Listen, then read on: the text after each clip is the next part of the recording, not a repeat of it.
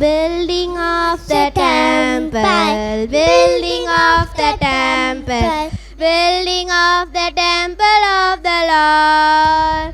Sister, will you help me? Brother, will you lead me? Building of the temple of the Lord. Building of the temple, building of the temple, building of the temple of the Lord. Oh, sister, will you help me? Brother, will you help me? Building of the temple of the Lord. Thank you. இந்த ஓய்வு நாள் பள்ளிக்கு வந்திருக்க எல்லாரையும் இயேசு கிறிஸ்துவின் இனிதான நாமத்தினால வாழ்த்தி வரவேற்றுக் கொள்கிறேன். இன்றைக்கி குளோபல் சில்ட்ரன்ஸ் டே. இன்றைக்கி ஃபுல்லாக நாங்கள் இப்போ ப்ரோக்ராம் பண்ண போகிறோம். இந்த ஓய்வு நாள் பள்ளியின் ஆரம்ப பாடலாக பாடலின் 415 பாடுவோம்.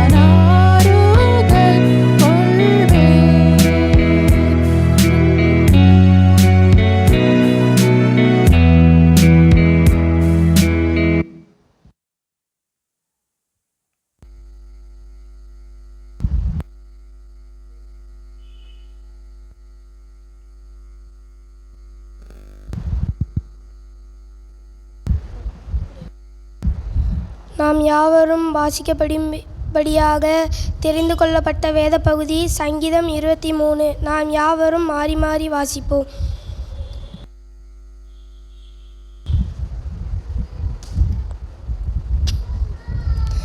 கர்த்தர் என் மேய்ப்பராய் இருக்கிறார், நான் தாழ்ச்சி அடையேன்.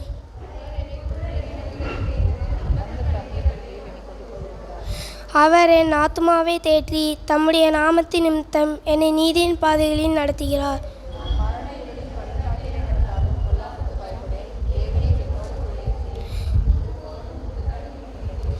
என் சத்துருக்களுக்கு முன்பாக நீர் எனக்கு ஒரு பந்தியை ஆயத்தப்படுத்தி என் தலையை எண்ணெயால் அபிஷேகம் பண்ணுகிறீர். என் பாத்திரம் நிரம்பி வழிகிறது. நாம் யாவரும் சேர்ந்து வாசிப்போம். என் ஜீவனுள்ளாம் நன்மையும் கிருபையும் என்னை தொடரும். நான் கர்த்தருடைய இடத்திலே நீடித்த நாட்களால் நிலைத்திருப்பேன். Prayer Nisha aunty. ஹெலினா அவர்கள் எடுத்துக்கொள்வார்கள்.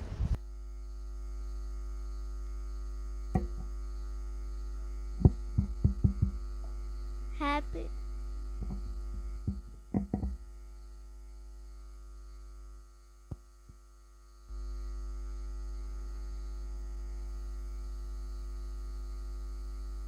Happy.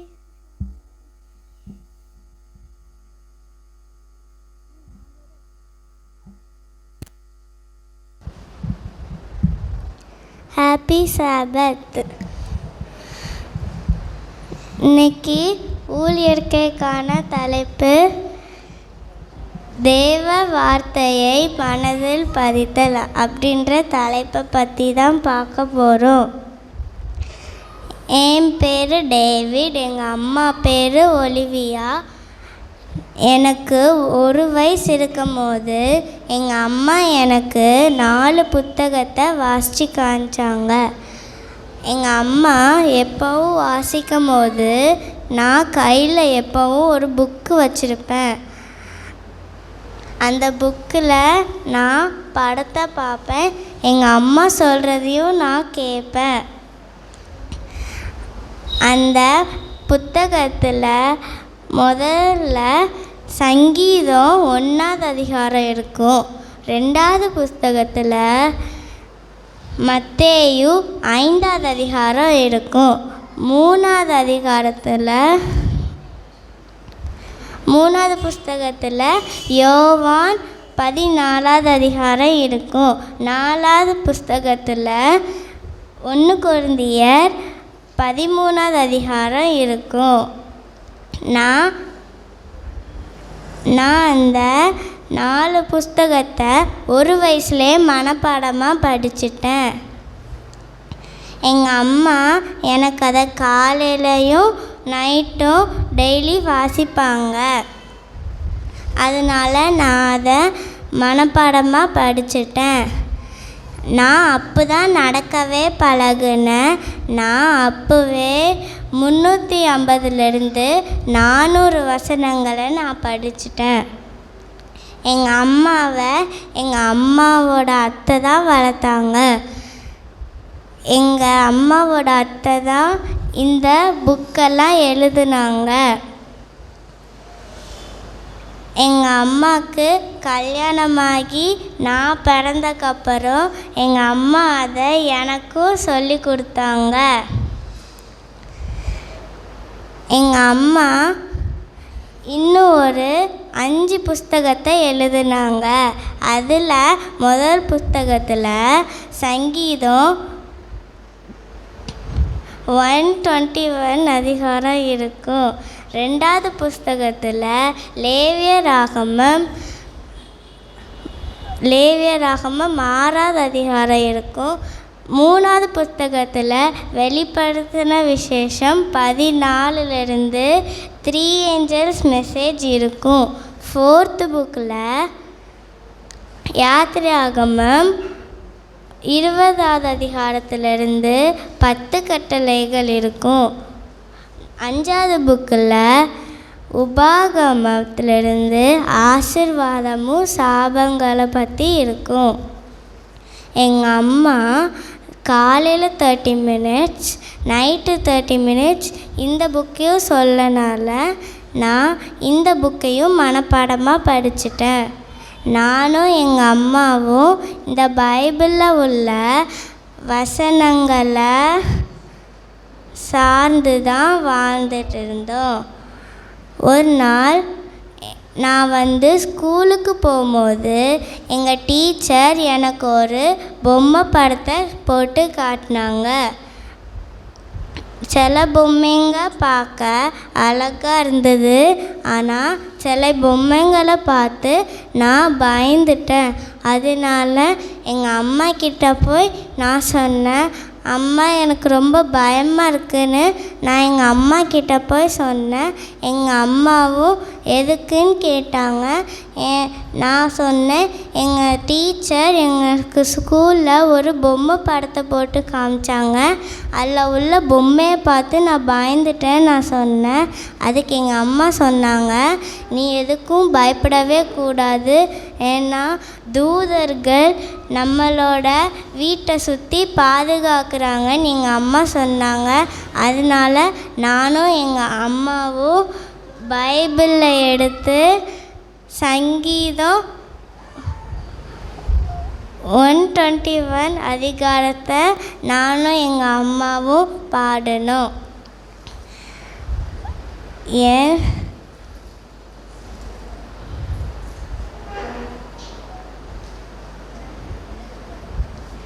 எனக்கு ஒத்தாசை வரும் பர்வதங்களுக்கு நேராக என் கண்களை ஏறெடுக்கிறேன். வானத்தையும் பூமியையும் உண்டாக்கின கர்த்தர் இடத்திலிருந்து எனக்கு ஒத்தாசை வரும் அப்படின்ற சங்கீத பாட்டை நாங்கள் ஃபுல்லாக பாடினோம். அப்புறம் எனக்கு ஒரு நாள் 4 வயசாக இருக்கும்போது எனக்கு ஈவினிங் ப்ரேயர் முடிஞ்சக்கப்புறம் எங்கள் அம்மா என்னை முகம் கழுவி ப்ரஷ் பண்ணி பொம்மையெல்லாம் எடுத்து வைக்க சொல்லுவாங்க. ஆனால் நான் அன்றைக்கி எடுத்தே வைக்காமல் அங்கேயும் இங்கேயும் ஓடிட்டு விளையாண்டுட்டே இருந்தேன். எங்கள் அம்மா அப்போது பாத்திரம் கழுவிட்டு இருந்தாங்க. எனக்கு ஒரு தங்கச்சி இருக்கா. அவளுக்கு 6 மாதம்தான் இருக்குது. எங்கள் அம்மா அவளையும் கவனிச்சுக்கணும். அப்போ எங்கள் அம்மா அன்றைக்கி ஈவினிங் கோவப்பட்டாங்க. ஏன்னா நீ ஏன் இப்படி பண்ணுற, நான் சொல்கிறத நீ கேட்கவே மாட்டேங்க, உன் வேலையெல்லாம் நீ ஏன் பார்க்க மாட்டேங்கன்னு எங்கள் அம்மா என்னை திட்டினாங்க. நானும் அமைதியாக நின்னேன். ஏன்னா எங்கள் அம்மா இது வரைக்கும் என்னை இப்படி திட்டினதே இல்லை. இப்போ தான் எங்கள் அம்மா என்ன ஃபஸ்ட் டைமாக திட்டுறாங்க. அதனால் நானும் சோகமானேன். எங்கள் அம்மாவும் என்னை பார்த்து சோகமாக இருந்தாங்க. அதுக்கப்புறம் நான் எங்கள் அம்மாவை போய் பார்த்தேன். அப்புறம் நானும் எங்கள் அம்மாவும் பைபிள் எடுத்து 1 கொரிந்தியர் 13வது அதிகாரத்தை நானும் எங்கள் அம்மாவும் சேர்ந்து வாசித்தோம். நான் மனுஷர் பாஷைகளையும் தூதர் பாஷைகளையும் பேசினாலும் அன்பு எனக்குள் இராவிட்டால் சத்தமிடுகிற வெண்கலம் போலவும் ஓசையிடுகிற கைத்தாளம் போலவும் இருப்பேன் அப்படின்ற வசனத்தை நானும் எங்கள் அம்மாவும் ஃபுல்லாக சொன்னோம். அப்புறம் நான் எங்கள் அம்மாவை பார்த்தேன். எங்கள் அம்மா என்ன பார்த்தாங்க. 2 பேரும் பார்த்து சிரிச்சுக்கிட்டோம். என் தங்கச்சிக்கு இப்போது 3 வயசு ஆச்சு. அவளும் அந்த வசனத்தெல்லாம் மனப்பாடமாக படிச்சிட்டா. எங்கள் அம்மாவுக்கு என்ன ஆசைன்னா, நானும் என் தங்கச்சியும் பெரியவளாகி ஊழியம் செய்யும் போது பயப்படாமல் இந்த வசனத்தெல்லாம் நல்லா சொல்லணுன்னு தான் எங்கள் அம்மாவோட ஆசை. இந்த வாரம் இந்த காலாண்டு 13வது காணிக்கை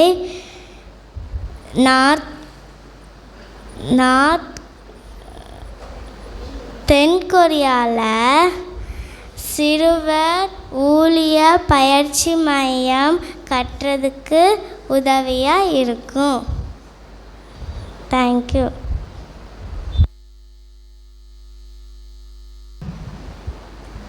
ஊழிய அறிக்கையை தெளிவாக எடுத்துக்கொள்ள ஹெலினாவுக்கு நன்றி. இப்பொழுது இயற்கை செய்தி Princy.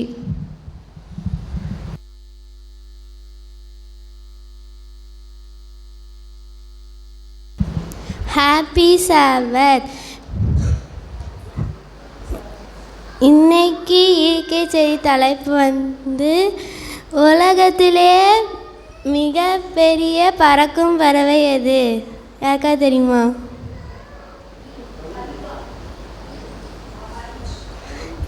Indian condor. Indian condor. இது சவுத் அமெரிக்காவில் உள்ள ஏண்டியன்ஸ் மலையில் தான் இருக்கும். இது இதோட ஹைட் 4 feet இருக்கும். வெயிட் 15 கிலோகிராம் இருக்கும்.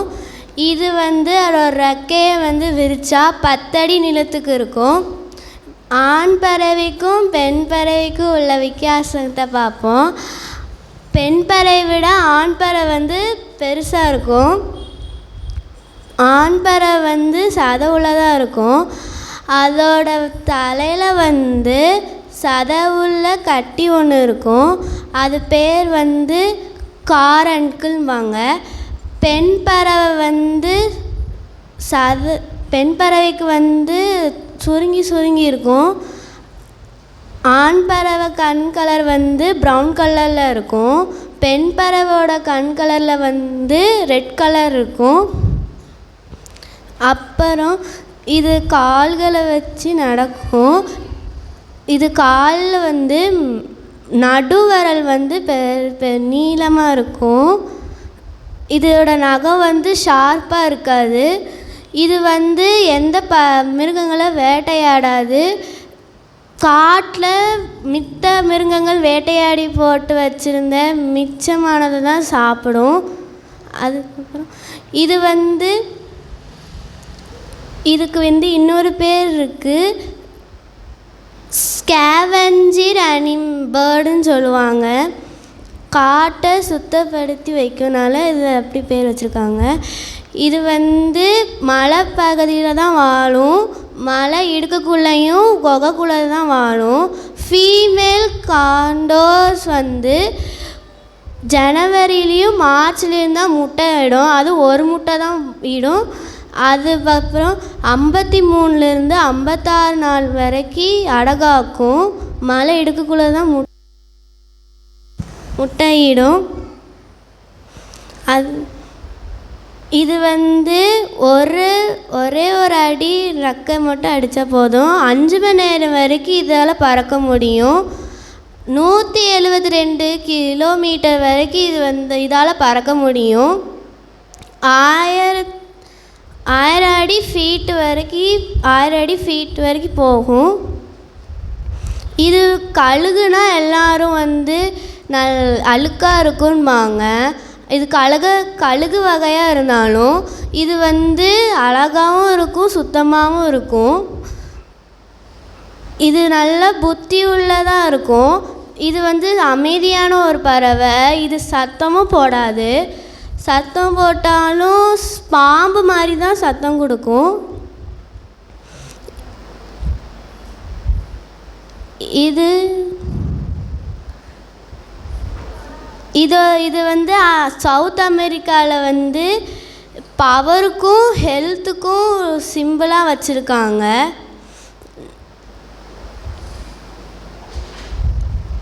இது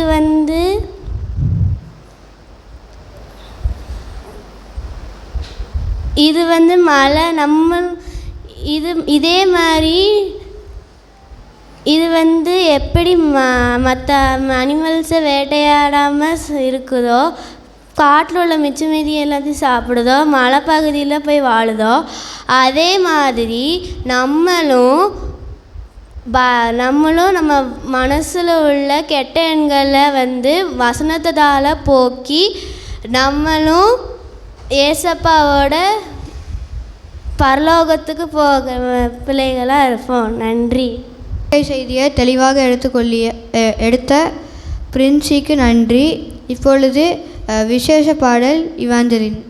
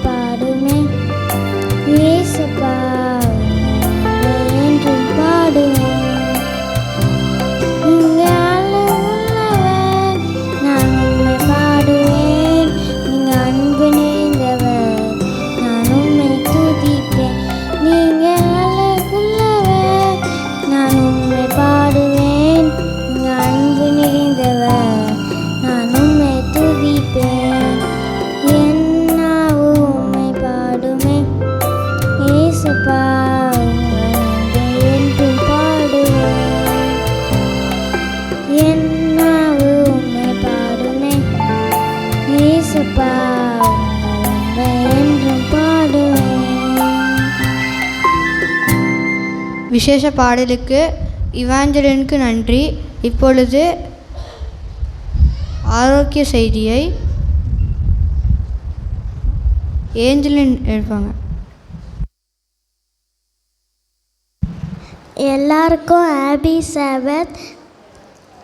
நான் எடுத்துக்கொண்ட தலைப்பு ரோஜாப்பூ. இந்த ரோஜா பூவில் நிறைய வெரைட்டிஸ் இருக்குது. அதில் நான் எடுத்துக்கொண்டது பன்னீர் ரோஜா. சின்ன வயதுலேருந்து பெரியவங்க வரைக்கும் இந்த பன்னீர் ரோஜாவை ரொம்ப பிடிக்கும். உங்கள் எல்லாருக்கும் ஒரு கேள்வி கேட்கட்டுமா? யாரெல்லாம் பன்னீர் ரோஜாவை பச்சையாக சாப்பிட்ருக்கீங்க? நான் நிறையா சாப்பிட்ருக்கேன். அப்போ சாப்பிடும்போது இதோட பெனிஃபிட் எனக்கு தெரியாது.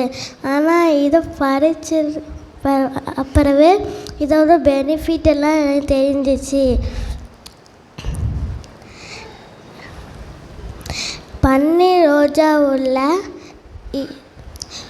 ஆன்டி ஆக்சிடெண்ட் இருக்கிறதுனால இளமையாக இருக்கிறதுக்கு இது உதவி செய்யுது. பன்னீர் ரோஜாவை நம்ம இதழ்களை பாலில் போட்டு அரைச்சி ஃபேஸில் அப்ளை பண்ணிட்டு வந்தோன்னா நம்ம ஃபேஸ் பலபலன்னு இருக்க இது உதவி செய்யுது. பன்னீர் ரோஜாவை நம்ம கொதிக்க வைத்து குடிச்சிட்டு வந்தோன்னா மூலம் பித்தம் குணமாக இது உதவி செய்யுது. பன்னீர் ரோஜா உள்ள மொட்டை நம்ம அரைச்சி சாப்பிட்டுட்டு வந்தோன்னா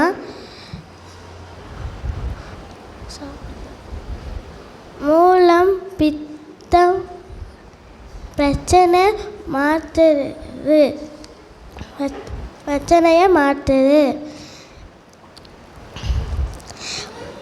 பன்னீர் ரோஜா துவப்பு சுவை இருக்கிறதுனால நம்ம இதயம் நல்லா இருக்க இது உதவி செய்யுது.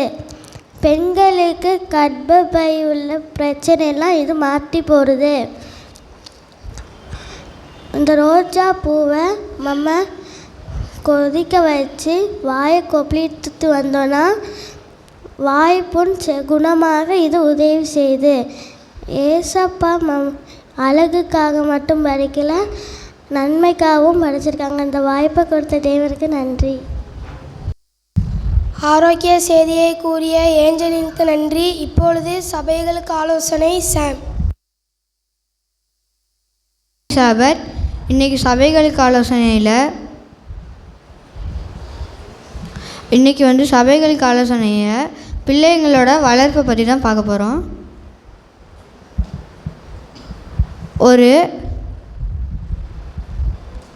ஒரு படரும் கொடி ஒரு பெரிய மரத்தை எப்படி இருக்க பிடிச்சிக்குதோ அதே மாதிரி உங்கள் பிள்ளைங்க ஏசப்பாவை நல்லா இருக்க பிடிச்சிக்கணும். அவங்களுக்கு அதை செய்ய இதை செய்யின்னு சொல்கிறது மட்டும் இல்லாமல் அவங்க கரெக்டாக செய்கிறாங்களான்னு அவங்கள பார்த்து தப்பாக செஞ்சாங்கன்னா அவங்களுக்கு அதை சொல்லிக் கொடுக்கணும். எப்போ பார்த்தாலும் அமைதியான நடத்தலின் தாக்கம். எப்போ பார்த்தாலும் கத்திக்கிட்டே இருக்க ஒரு தாய் அவங்களோட பிள்ளைங்களுக்கு அந்த குணத்தை அப்படியே தராங்க. இதனால் சின்ன வயசுலேயே ஷார்ட் டெம்பர்னஸ்லாம் வருது. பிள்ளைங்களுடன் கலந்து பேசுங்கள். இப்போ அவங்க பிள்ளைங்களோட நல்லா கலந்து பேசணும். அப்படியே அவங்க பண்ணுற தப்பெல்லாம் பார்க்க வச்சு அதை திருத்தணும்.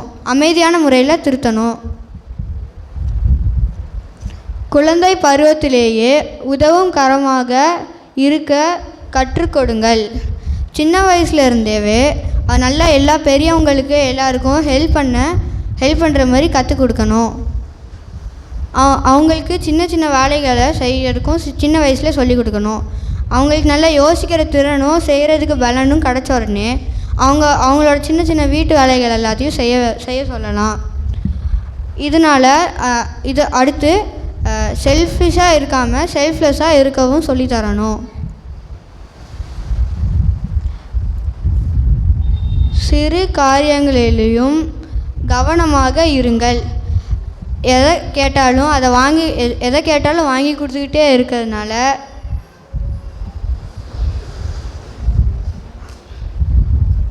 அதிகமாக செல்ல கொடுத்து வளர்க்குறதுனால பிள்ளைங்க தன்னலப்பிரியர்களாகவும் திறனற்றவர்களாகவும் மாறிடுவாங்க. அதிக திறன் படைத்த குழந்தைகளுக்கு அதிக கவனம். அது நிறைய திறன் உள்ள பிள்ளைங்களுக்கு அந்த திறனை கரெக்டான வழியில் யூஸ் பண்ணி அந்த தப்பான வழியை எடுக்காமல் கரெக்டான வழியில் யூஸ் பண்ணதுக்கு நம்ம கற்றுக் கொடுக்கணும். அந்த ஆசீர்வாதத்தை சாபமாக மாற்றிக்காத மாதிரி நம்ம பார்த்துக்கணும். தேவையில்லாத போலியான பாராட்டு இருக்கக்கூடாது. உங்கள் பிள்ளைங்களை தேவையே இல்லாத விஷயத்துக்கு எல்லாத்துக்கும் பாராட்டிக்கிட்டே இருந்தோன்னா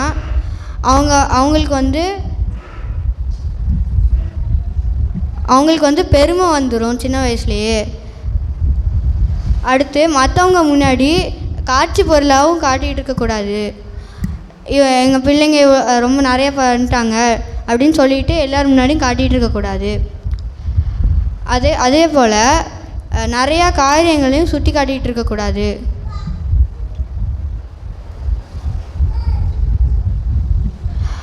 இந்த ஆலோசனைகளை தெரிஞ்சு குழந்தைகளை வளர்ப்போம், ஆசீர்வாதமாக இருப்போம். ஸ்டோரி டைமை அனிஷாக்கா எடுப்பாங்க.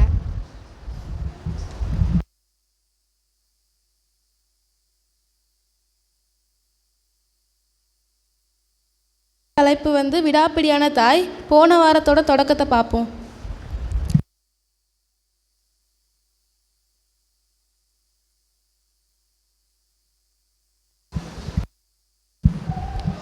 குழந்தை மருத்துவராக வேலை பார்த்துட்டு வர்ற கொலட்ரியல் 13 வயசான மெட்ரோனான்னு சொல்லிட்டு ஒரு பொண்ணை தத்தெடுக்கணும் அப்படின்னு நினைக்கிறாங்க. அவங்க அலாஸ்காவில் இருக்காங்க.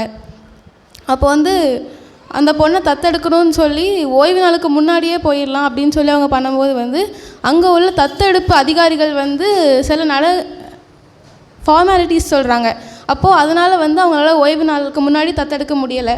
அதனால் ஓய்வு நாளுக்கு அப்புறம் நான் தத்தெடுத்துக்கிறேன் அப்படின்னு சொல்லிட்டு ஓய்வு நாளில் அவளை கூட்டிகிட்டு போகிறதுக்காக பிளான் பண்ணுறாங்க. அப்போது அவகிட்ட கேட்குறாங்க, நான் ஒரு 7th Day Adventist சேர்ந்தவங்க, நீயும் என்னோட சர்ச்சுக்கு வாரியா அப்படின்னு கேட்கும்போது இல்லை வரல அப்படின்னு சொல்லிடுறாங்க. அப்போ சர்ச் முடிஞ்சோடனே அவளை வீட்டுக்கு கூப்பிட்டு வந்தோடனே அவங்க மெட்ரோனா சொல்கிறாங்க, நான் டிவி பார்க்கணும் அப்படின்னோடனே கொலாட் சொல்கிறாங்க, நாங்கள் ஓய்வு நாள் அப்போ வேத நிகழ்ச்சிகளும் இயற்கை செய்தி மட்டும்தான் பார்ப்போம் அப்படின்னு சொல்கிறாங்க. அப்போது சரி நான் இயற்கை சம்மந்தப்பட்ட ஒரு கார்ட்டூனை பார்க்க போகிறேன் அப்படின்னு சொல்லி அவங்க போயிடுறாங்க. இப்போ அவங்க அங்கோரேஞ்சில் 2 மாதம் இருக்காங்க. அதுக்கப்புறம் அங்கே இருந்து பெத்தேலுக்கு போகிறாங்க. பெத்தேலில் கொலட் ஒரு மருத்துவமனையில் வேலை பார்க்குறாங்க. 2 பேரும் சேர்ந்து காலையும் மாலையும் ஜெபம் பண்ணுறாங்க. அங்கேயே அவங்க 2 பேருக்கும் நல்ல ஒரு உறவு வளருது. இப்போ மெட்ரோனாக்கு 15 வயது ஆகுது. இப்போ அவள் என்னெல்லாம் செய்யணும் அப்படிங்கிறத அவள் கற்றுக்கிறா. சர்ச்சுக்கு போகிறது, டெய்லியும் ப்ரேயர் பண்ணுறது அப்படிங்கிறத கற்றுக்க ஆரம்பிக்கிறா. அது மட்டும் இல்லாமல் ஆவிக்குரிய ரீதியாக வளர்ச்சி அடைகிறா. இப்போ வீட்டில் இருந்தே அவளுக்கு பெத்தேலுமே பிடிச்சிருக்கு. வீட்டில் இருந்தே பாடம் படிக்கிறா. நிறைய ஃப்ரெண்ட்ஸ் இருக்காங்க அவளுக்கு. அது மட்டும் இல்லாமல் பியோனாவும் வாசிக்கிறா. பெத்தேலில் உள்ள 7th Day Adventist சர்ச்சில் நிறைய நடக்கிற நிகழ்ச்சிகள்லையும் கலந்து கொள்கிறா. அப்போ கொலாட் சொல்கிறாங்க, நான் தொலைபேசியில் சந்தித்த மெட்ரோனா இப்போ முற்றிலும் மாறி இருக்கிறா. அவங்க ஃபஸ்ட் டைம் சர்ச்சுக்கு கூப்பிடும்போது அவள் வரமாட்டேன்னு சொன்னான். ஆனால் இப்போ சர்ச்சில் நடக்கிற நிகழ்ச்சிகள்லையுமே அவள் கலந்துக்கிறா. அப்போது அவங்க சொல்கிறாங்க, மெட்ரோனா சொல்கிறா, நான் கொலட்டை சந்தித்தது, அவங்க என்னை தத்து எடுத்துக்கிட்டது தற்செயலாக நடந்ததில்லை. அது வந்து தேவனோட வந்து ஒரு பிளான் அப்படின்னு சொல்லி அவங்க சொல்கிறாங்க. அது மட்டும் இல்லாமல் அவளை வந்து தத்தெடுத்ததுக்காக வந்து ரொம்ப முயற்சி பண்ணியிருக்காங்க. அது மட்டும் இல்லாமல் இன்னும் அவள் மேலே வந்து ஒரு தாயாக பாசம் காட்டிக்கிட்டு இருக்காங்க. அதுக்கு வந்து மெட்ரோனா வந்து நன்றி சொல்கிறா. அதே மாதிரி கொலோட்டுவும் சொல்கிறாங்க, நான் வந்து பார்த்த மெட்ரோனா இப்போ நல்லா மாறி இருக்கா. என்னால் தான் வந்து என்னோட மூலமாக வந்து தேவன் வந்து அவளோட வாழ்க்கையில் கிரியை செய்து அவள் வாழ்க்கையை வந்து நல்லபடியாக வாழ வந்து உயர செஞ்சுருக்காரு அப்படின்னு சொல்கிறாங்க. நன்றி. கேள்வி பதிலுக்கான நேரம். ஆண்கள் பகுதியிலேருந்து